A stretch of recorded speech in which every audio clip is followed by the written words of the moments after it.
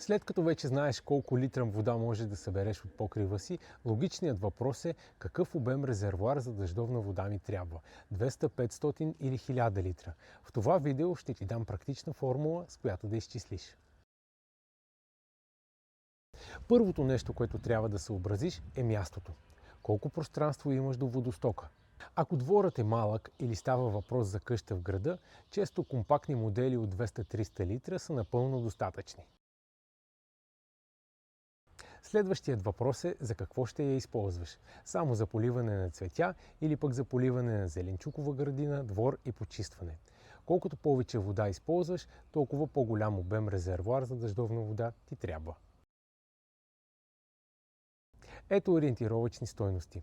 Малка градина или декоративни растения 200-300 литра. Среден двор 500-600 литра.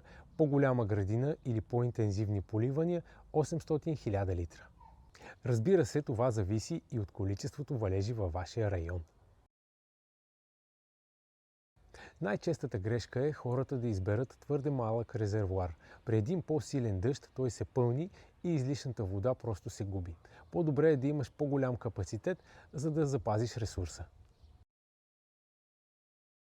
Вече има и декоративни модели с визия на камък или дърво, които не развалят визията на двора. Така съчетаваш практичност и естетика. Ако искаш по-точен избор, комбинирай площта на покрива, количеството валежи и това колко често плануваш да използваш водата.